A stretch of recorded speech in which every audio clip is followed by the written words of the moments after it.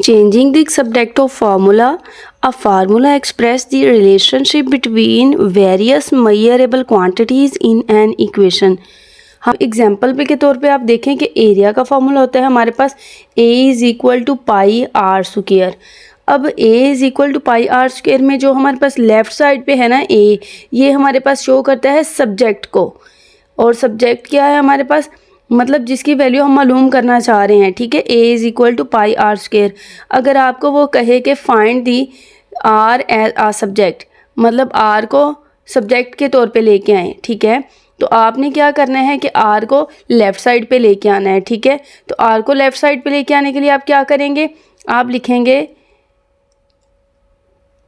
a, अब पाई इधर multiply का है तो दूसरी साइड पे जाके क्या हो जाएगा, डिवाइड हो जाएगा। तो a over pi is equal to R square आ जाएगा हमारे पास। ठीक है, अब हमें तो r चाहिए, r का स्क्वायर ख़त्म करेंगे। तो r का स्क्वायर को ख़त्म करने के लिए हम क्या करेंगे, बोथ साइड्स पे स्क्वायर रूट ले लेंगे।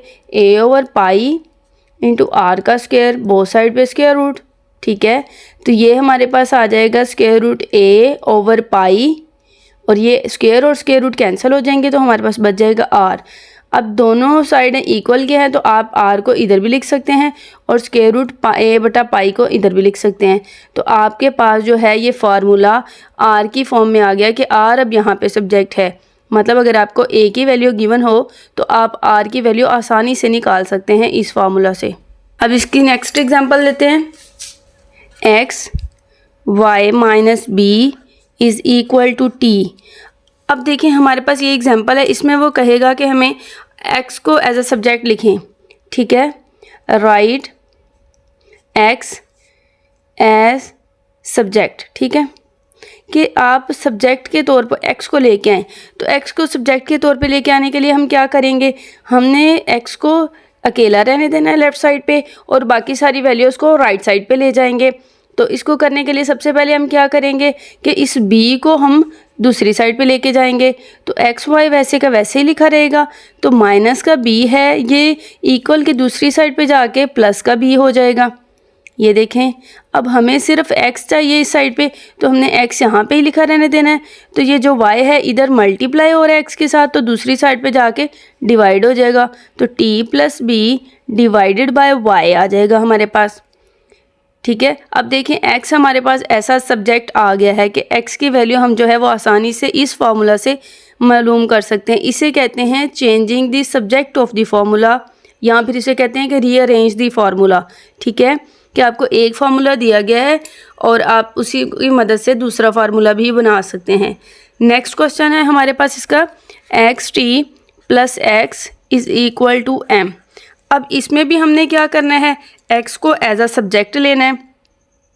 x को एज अ सब्जेक्ट लिखने के लिए क्या करेंगे, अब यहाँ पे तो दो x हैं, तो इनको आप देखते हैं कैसे करते हैं। दोनों में x है तो आप x को कॉमन ले लेंगे तो x बाहर आ जाएगा। यहाँ पे x बाहर आ गया तो t अंदर रह जाएगा, प्लस ये वाला x बाहर आ गया तो हमारे पास 1 अंदर रह जाएगा, इज़ इक्वल टू m आ जाएगा। ठीक है, अब हमने x को जो है वो सब्जेक्ट के तौर पे लिखना है, तो x यहीं पे रहेगा और ये जो सारी वैल्यू इसे मल्टीप्लाई हो रही है दूसरी साइड पे जाके ये डिवाइड हो जाएगी, m ओवर t प्लस 1 आ जाएगा। अब देखिए कितनी आसानी से हम फार्मूला को रीअरेंज कर लेते हैं। फॉर एग्जांपल यहाँ पे x t plus x is equal to m है। अगर हमारे पास क्वेश्चन में हमें x की वैल्यू गिवन हो और t की वैल्यू गिवन हो तो हम m आसानी से मालूम कर सकते हैं इस फार्मूला से। लेकिन अगर क्वेश्चन में हमारे पास जो है वो x ही की वैल्यू ना गिवन हो, t और m की वैल्यू गिवन हो, तो हम इस फार्मूला की मदद से x की वैल्यू मालूम कर सकते हैं। अब इस क्वेश्चन में कहा है कि x को एज अ सब्जेक्ट लिखें। वैल्यू है x m plus b is equal to x t. अब इसको देखिए हमारे पास इधर भी x है इधर भी x है, हम कैसे करेंगे x को, मतलब x को एज अ सब्जेक्ट लाना है, x को लेफ़्ट साइड पे हमने लेके आना है। तो हम लिखेंगे एक्स एम, अब प्लस का b है। ठीक है, अब ये वाला x भी हमने जो है वो इस साइड पे लेके आना है, क्योंकि हमने सब्जेक्ट को लेफ़्ट साइड पे रखना होता है। तो हम एक्स टी को इस साइड पे लेके आएंगे तो वो माइनस का एक्स टी हो जाएगा। जब भी इक्वल के दूसरी साइड पे चीज़ जाए तो वो उसका अपना साइन चेंज कर लेती है। ठीक है, अब 0 आ गया यहाँ पे। अब देखिए एक्स एम है, यहाँ ये भी इधर ही रहेगा और ये भी x वाली वैल्यू है माइनस एक्स टी, ये भी इधर ही रहेगा। अब ये जो b है ये हम दूसरी साइड पे ले जाएंगे, क्योंकि हमें सिर्फ लेफ़्ट साइड पे x ही रखना है, तो b को दूसरी साइड पे लेके जाएंगे। प्लस का b है तो माइनस का b हो जाएगा। अब हमने क्या करना है, अब देखें इन दोनों में से x है, x को हम कॉमन ले लेते हैं, तो इधर से m रह जाएगा माइनस इधर से t रह जाएगा, माइनस b आ जाएगा इक्वल की दूसरी साइड पे। अब हम क्या करेंगे, ये देखें x है इंटू m माइनस टी है, हमें लेफ़्ट साइड पे सिर्फ x लेना है, यानी हमें x का फार्मूला बनाना है, तो हम x इधर ही रहने देंगे, ये चीज़ यहाँ पे मल्टीप्लाई हो रहा है m माइनस टी, तो ये दूसरी साइड पे जाके डिवाइड हो जाएगा m माइनस टी में।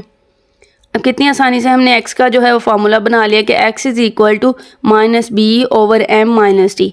इसी तरह आप किसी भी फार्मूला को रीअरेंज कर सकते हैं कि आपको अगर एक वैल्यू दी गई है तो उसकी मदद से आप दूसरी वैल्यू निकाल सकते हैं।